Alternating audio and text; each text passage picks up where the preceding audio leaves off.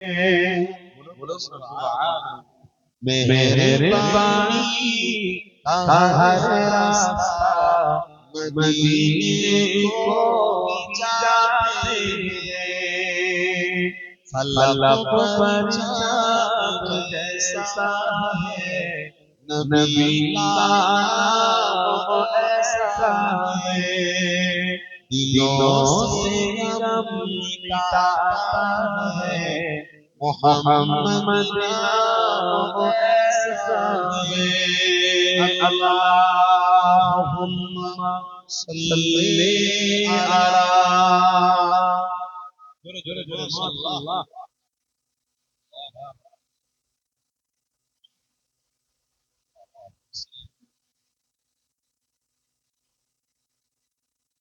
जोरे जोरे जोरे ला इलाहा इल्लल्लाह ला इलाहा इल्लल्लाह मुहम्मद रसूलुल्लाह हस्बी रब्बी जल्लल्लाह मा फी क़ल्बी गैरुल्लाह नूर मुहम्मद सल्लल्लाह वला इलाहा इल्लल्लाह ला इलाहा इल्लल्लाह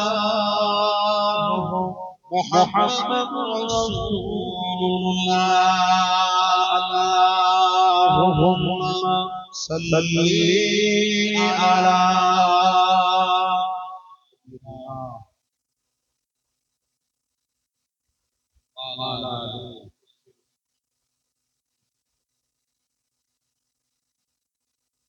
وقال الله تعالى في كلام المجيد والفرقان الحميد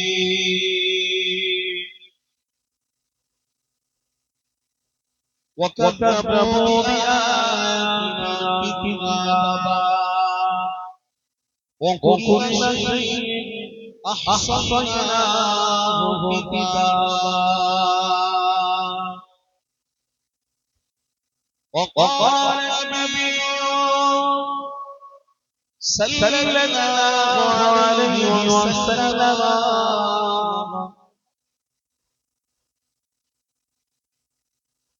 دنيا فإنها ليست بدار مقام صدق الله العظيم। আজকের এই মাহফিলের সভাপতি সাহেব আওলাদ মুজাদ্দিদ জামান দাদা হুজুর কিবলা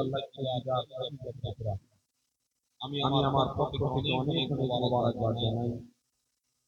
দীর্ঘক্ষণ ধরে আমার মাধ্যমে আলোচনা করছিলেন আপনাদের সকলের প্রিয় মুফতি আলা হযরত মুজাহিদুল্লাহ মাসরাত মুজাদ্দিদ জামান দাদা হুজুর কিবলা খলিজাত মাওলানা। তারপরে আমি গুনাহগার খাদেম মোহাম্মদ আবুল আনসারী আপনাদের খিদমতে এসেছি। মুখতাসার করে বলে এখান থেকে অনেকটা দূরত্ব সফর করতে হয়। সেই হাওড়া জেলা করাই কি করব ইচ্ছে করে জল করব না ভাই দূরত্ব হয় না এই জল চলতে হয় তাই না। আপনাদের ঘরে মাত্র 2 ঘন্টার রাস্তা আমার 12টা সালে 2 ঘন্টার মধ্যে দাদা হুজুর কি আওলাদ আমার এনার সব কিছু কিভাবে ইসলামের খিদমত করতে পারছেন। আচ্ছা আমরা বলছি যে আপনারা আমাদের দাওয়াত করেন, দাদা হুজুর আওলাদকে দাওয়াত করেন।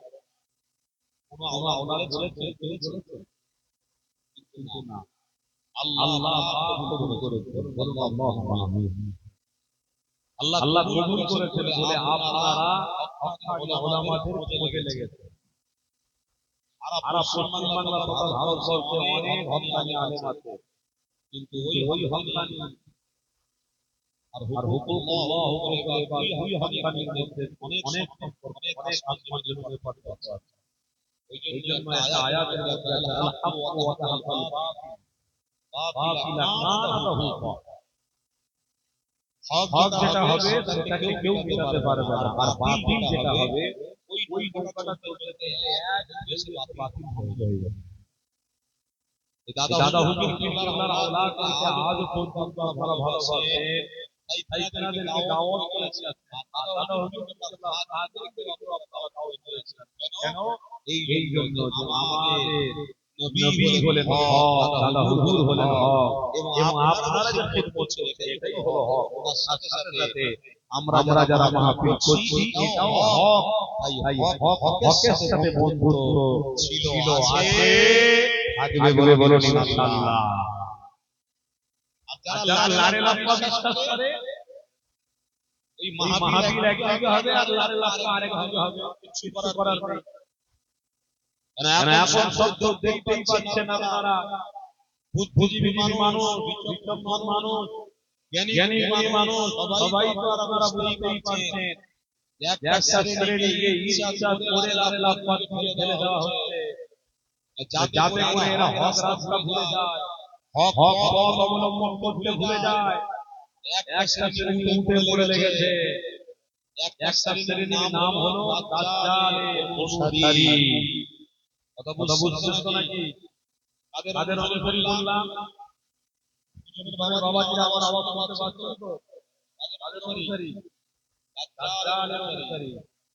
আমরা সবাই জানি দাজ্জাল আসবে, আজ না হোক কাল, কিন্তু এই দাজ্জালের অনুসারীদেরকে এখন থেকে তারা তাদের পরিস্থিতি, তাদের ক্যাটাগরিটা ঠিক করছে। আলহামদুলিল্লাহ, দাজ্জালের বিরুদ্ধে লড়াই আগেও ছিল, আজ হকের পক্ষে আমরা আমাদের কাতার ঠিক করছি। বলুন সুবহানাল্লাহ। যারা এই মাহফিলকে সাপোর্ট করেন, এই মাদ্রাসার মাহফিলকে আপনারা সাপোর্ট করছেন, আপনারা মনে রাখবেন এক হক পথ অবলম্বন করেছেন, কিন্তু আপনাদের কাতার ঠিক হচ্ছে। ইমাম সাহেব নিজে নামাজ পড়াতে গিয়ে পিছন থেকে তাকিয়ে বলেন, বাবা কাতারটা ঠিক করে নাও। বলেন না জুম্মার দিনে বলেন মাঝে মাঝে, বাবা মানুষ অনেক হয়েছে, কাতারটা ঠিক করে নাও। কেন জানেন? আল্লাহ নবী বলে গেছেন, আমার উম্মতের মধ্যে কাতার যখন একে অপরের সোজা করে ফেলবে, ইনশাআল্লাহ তাদের চলাটাই হক পথেই থাকবে। বলুন সুবহানাল্লাহ। আপনারাও আজকে কাতার সোজা করছেন, ঠিক করছেন, মজবুত করছেন। কেন বলছি? আল্লাহ নবী দুনিয়ার বাদশা হাবিবুল্লাহ, অনেক সাহাবা ছিলেন, তার ভিতরে কিন্তু আমার রাসূলের স্পেশাল দুটো পরিচয় ছিলেন। একজনের নাম কি? ইমামে হাসান, আরেকজনের নাম কি? ইমামে হোসেন রাদিয়াল্লাহু তাআলা আনহু। এই ইমামে হাসান আর ইমামে হোসেন দুইজন হলেন আমার রাসূলুল্লাহর দিলের শান্তি, আমার রাসূলুল্লাহর আদব, আমার রাসূলুল্লাহর সুকুন, আমার রাসূলুল্লাহর প্রেম ভালোবাসা। দুইজন কলিজার টুকরা নাতি ইমামে হাসান আর হোসেন, আমার রাসূল যে ভালোবেসেছিলেন, সারা পৃথিবীতে তার নানা নানি নাতিরা যদি পায়, সেই ভালোবাসাটা পায় না, সেই ভালোবাসাটা কেউ দেয় না, যে ভালোবাসা আমার রাসূলুল্লাহ নিজের নাতিকে দিয়েছিলেন। বলুন না সুবহানাল্লাহ। আচ্ছা বলুন কেন ভালোবাসবেন না? এখানে প্রশ্ন আছে, আপনার নাতিকে আপনি ভালোবাসেন, অবশ্যই সেটা আপনার রক্ত, কিন্তু আল্লাহর নবীর রক্ত ইমামে হাসান আর হোসেন ছিলেন, কিন্তু তেনার ভালোবাসা আমাদের ভালোবাসা নবীর পার্থক্য থাকে। আমরা মনে করি নাতিকে দূরে থাকলেই ভালো, কেন জোড়াজোড়ি করি, আমার মেয়েকে হতে পারবে। কথা ঠিক না ভুল বলছি? এইরকম একটা চিন্তাধারা থাকতেই পারে, মানুষ তো অনেক কিছু চিন্তাধারা থাকতে পারে। সেইখানে আমাদের অনেক চিন্তা হবে, বাবা মেয়ে জামাইয়ের সঙ্গে বেশি সম্পর্ক রাখা যাবে না, কারণ আমার বড় ছেলে আবার রাগ করবে, আমার মেজো ছেলে আবার আমাকে হয়তো বৌমা ভাত দেবে না, বলবে ও বাবা, ছেলেদের থেকে বৌমাদের থেকে আবার মেয়ের দরদ বেশি, যে নাতিদের দরদ বেশি, যে মেয়ের ছেলে মেয়েদের বিশাল ভালোবাসে তো নানা, এ বুড়ো ভাত দেবো না, এ বুড়োর খাবার ব্যবস্থা বন্ধ করে দিতে হবে, হবে না। ইমামে হাসান আর হোসেন আল্লাহর নবী ভালোবাসতেন কেন? এক তো নানা নাতির সম্পর্ক ছিলই ছিল, কিন্তু আরেকটা দিক হাদিসের মধ্যে লেখা আছে, আল্লাহ আমার হাবিবকে বলেছিলেন, হাবিব, আপনাকে আমি এত সম্মানিত ব্যক্তি করেছি যে আপনার খাতিরে, আপনার জন্যই সাইয়্যিদাতুন নিসাই আহলিল জান্নাহ, আপনার কন্যাকে এবং শাবাবি আহলিল জান্নাহ, আপনার দুই কলিজার নাতি ইমামে হাসান আর হোসেনকে জান্নাতের সরদার হিসেবে আমি আল্লাহ কবুল করেছি। এই ভালোবাসাটাকে প্রকাশ করার জন্যই আল্লাহর নবীর এতটা প্রেম, আল্লাহর নবীর সাথে ইমামে হাসান আর হোসেনের সাথে এতটা প্রেম, এই ভালোবাসাটাকে প্রকাশ করার জন্য। কেন? কিয়ামত যতদিন না হবে ততদিন আমার উম্মতরা যেন ইমাম হাসান আর হোসেনকে না ভুলে যায়। কথা ঠিক না বলবো? অবশ্যই এনারা জান্নাতের সরদার, আল্লাহ নবী দিন দুনিয়ার বাদশা হাবিবুল্লাহ দুই নাতিকে দুটো কাঁধে করে নিয়ে বাইরে বেরিয়ে পড়েছেন, বেরিয়ে চুমো খাচ্ছেন, আদর করছেন, আর কিছু কিছু বেঈমান বেদিনদের জ্বলছে দেখে, বাবা এ তো দরদে ফেটে পড়ছে। মুহাম্মদ বলুন সাল্লাল্লাহু আলাইহি ওয়াসাল্লাম দরদে ফেটিয়ে ফেলছে একেবারে, জ্বলবে তো। তারা ইবলিস শয়তানের বিরুদ্ধে হকের পথকে অবলম্বন করে থাকবে। ইবলিস শয়তানের কাজ কি? জ্বলা, তারা জ্বলবে। আজকে যখন আপনি এসেছেন, আপনার স্ত্রীও যদি হকের পথকে সাপোর্ট না করে, তাহলে আপনার স্ত্রীও জ্বলছে আজকে। এটা মনে করবেন না ঘরে শত্রু নেই, হ্যাঁ ঘরে শত্রু বসে আছে। আপনি এসেছেন মাহফিলে, আপনার ছেলে কিন্তু আজকে জ্বলছে। আবার আপনার ছেলে এসেছে, হয়তো কোন কোন বাপ হয়তো বাড়িতে বসে বসে আজকে জ্বলছে।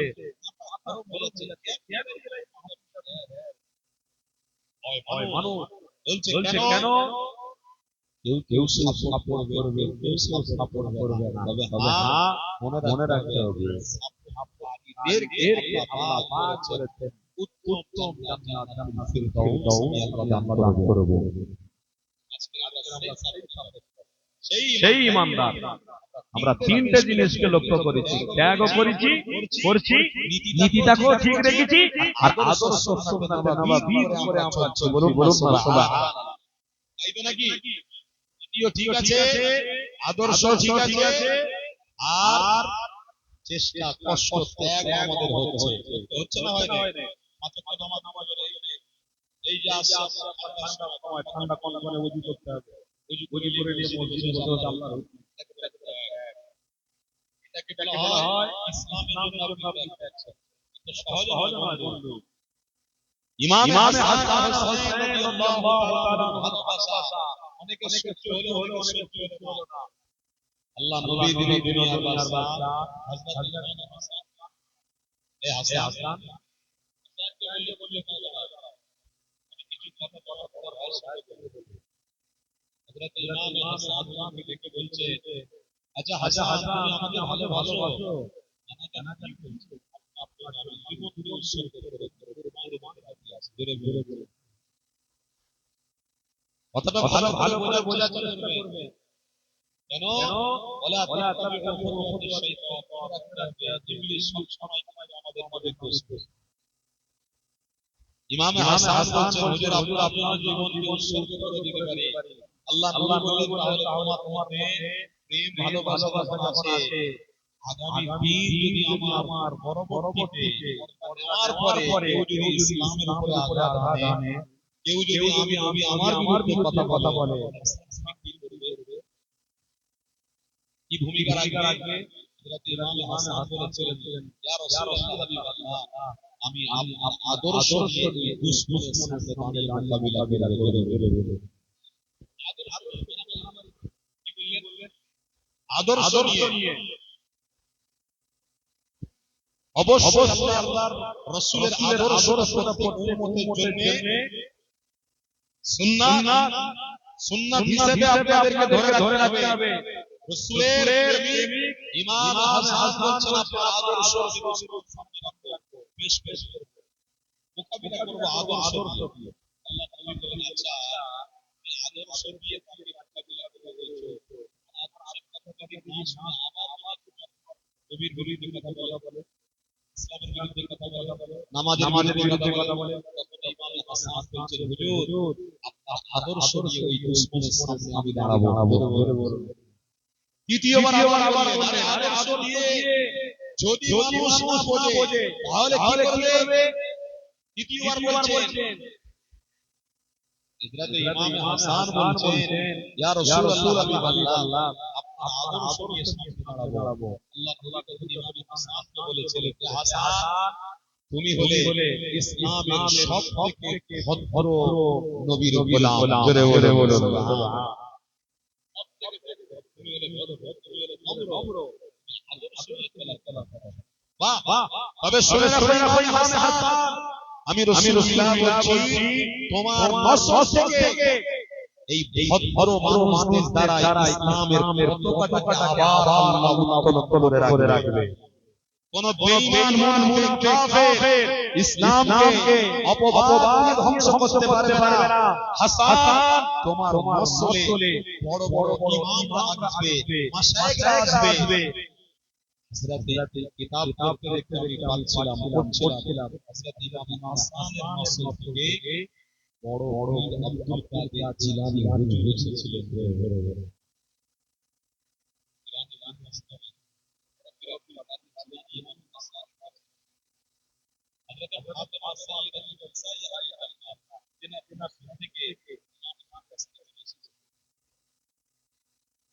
সারা পৃথিবীর মানুষ পীরকে ভালোবাসে, মহব্বত করে। অবশ্যই বড় পীর আব্দুল কাদের জিলানীর মহব্বত ছিল।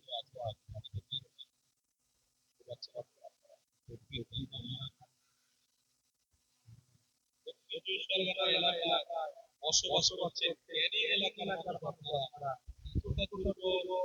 আরো পুলিশের কাছে আপনি নারে এইবারে পিছনে বাবা হচ্ছে না, একটু মিলে ভালো আওয়াজ নারে তাকবীর। মাসলাক মুজাহিদ জামান দাদা হুজুর হক সিলসিলা হে বুলবুলা আহলে সুন্নাত ওয়াল জামাতের অনুসারী আহলে সুন্নাত ওয়াল জামাতের অনুসারী দাদা পীরের ভক্ত মুরিদ নারে তাকবীর।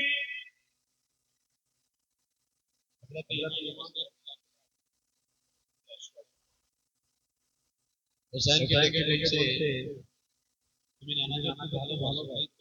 জি আচ্ছা, ইসলামের উপরে যদি কেউ আঘাত দেয়, এই কঠিন কথা বলে কি করবে? আপনার আদর্শ দিয়ে এই দুশমনের সাথে মোকাবিলা করে। দ্বিতীয়বার আবার জিজ্ঞাসা করলেন, দ্বিতীয়বার একই কথা বললেন। দ্বিতীয়বার সাথে ইমাম হোসেন থেকে বলছিল, হুজুর আপনার জন্য আমি ইমাম হোসেন দুশমনের সাথে হকের পক্ষে লড়াই করতে আমার গর্দান কাটিয়ে দিতে রাজি আছি, কিন্তু আমার হাবিবের নামটাকে জমিনে মেটানোর জন্য আমি ইমাম হোসেন কোনদিন মানতে রাজি হব না। ইমাম হোসেন কথাটা শুনে আল্লাহ নবী আলাইহিস বলেছিলেন, এ হোসেন থেকে ইসলামের পতাকাকে কিয়ামত পর্যন্ত উত্তোলন করার জন্য এই দাজ্জালের বিরুদ্ধে ইমাম মেহেদী আলাইহিস সালামকে তোমার নসল থেকে আল্লাহ পাঠাবে। জোরে বলো। ওইজন্য আমি প্রথমে বলেছিলাম আমাদের দাদার নামটা আজকে সুন্দর হয়েছে, কেন ইমাম মেহেদী আলাইহিস সাথে এই কাফারাটাকে আমরা যাতে যোগ করতে পারি, তার জন্য অর্থ, ত্যাগ, ভালোবাসা, আদর্শ দিয়েই আমাদের জীবন কাটাতে হবে ইনশাআল্লাহ। তাই তো নাকি? জানি করে তো সব আপনারা বুঝতেই পারছেন, ইমাম মেহেদী আলাইহিস সালাম আসার আগে একদিকে আমাদের মাথার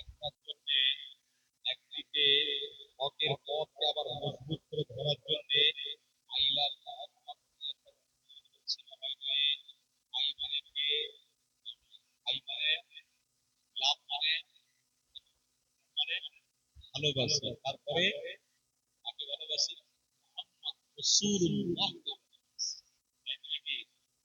এই যে কথাটা, এই যে বার্তাটা সারা ভারত নয়, সারা এশিয়া এবং বাইরে চারিদিকে শুধু হই হই হচ্ছে, চারিদিকে হই হই হচ্ছে এই কথাটা নিয়ে।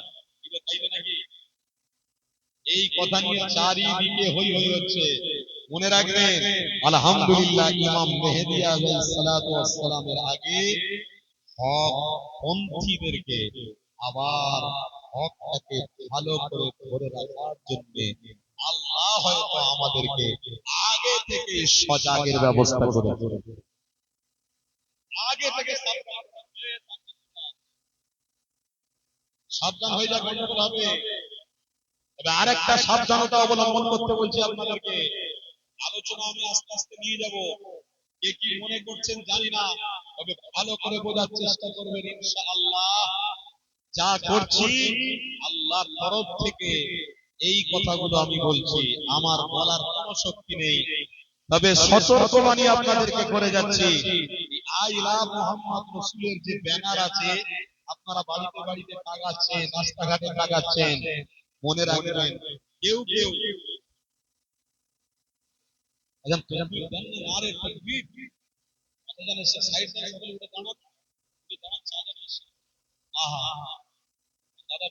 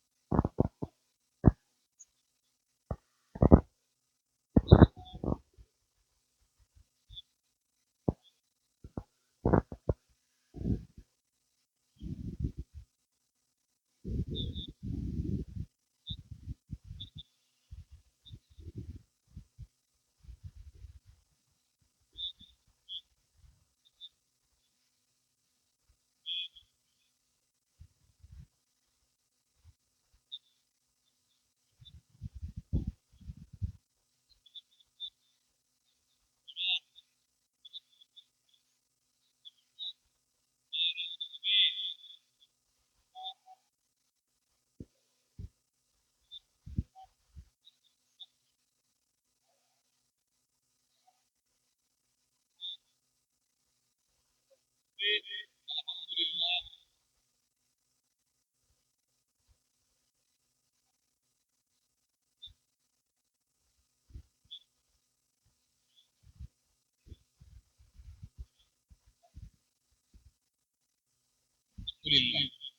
এটাই হলো পীরের ভালোবাসা। কথা বুঝলেন? এই মজা অন্যজন বুঝতে পারবে না, এই আদরটা যে কি এটা অন্যজন বুঝতে পারবে না। আসলে যারা গোয়ালে থাকে, গোয়াল গোয়া, ও বুঝতে পারবে না। আলহামদুলিল্লাহ, যারা সোহবতে রাসূলুল্লাহকে পেয়েছে তারাই একমাত্র বুঝতে পারবে। জোরে বলে। আর আমরা সোহবত মুজাদ্দিদ জামানের লক্ষ্যে জিগার কলিজাতুল আওলাদের হাত ধরে মুজাদ্দিদ জামান পর্যন্ত পৌঁছাবো। সেখান থেকে আমাদের কাতার কিয়ামতের দিনে ইমাম মেহেদী আলাইহিস সালাম থেকে শুরু করে পিরানে পীর দস্তগীর থেকে শুরু করে আমাদের জামাত এবং কাতারের সম্মুখে মুহাম্মদ রাসূলুল্লাহকে দেখতে পাবো। আর ওই কাতারটাই সোজা জান্নাতে যাবে। নবীর গোলাম দাদা হুজুরের ভক্ত মুরিদরা, প্রেমিকরাও কাতারে আস্তে আস্তে জান্নাতে প্রবেশ করতে শুরু করে দেবে। ওই জন্য বাংলা এই যে একটা ভালোবাসা, এসব অন্যজন বুঝবে না। সব বলুন দেখিনি। যাক, আলহামদুলিল্লাহ,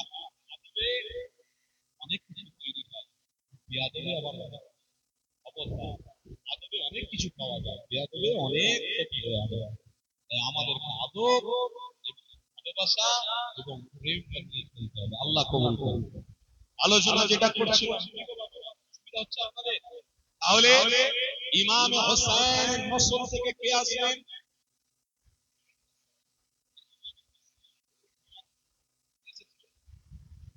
কে এসেছিলেন?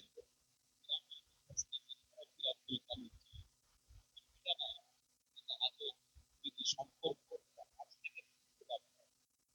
আমার রাসূলুল্লাহ। তাহলে আসি একটু আলোচনার দিকে ফিরে যাই। আল্লাহ নবী কোন জাহানি সুলতানি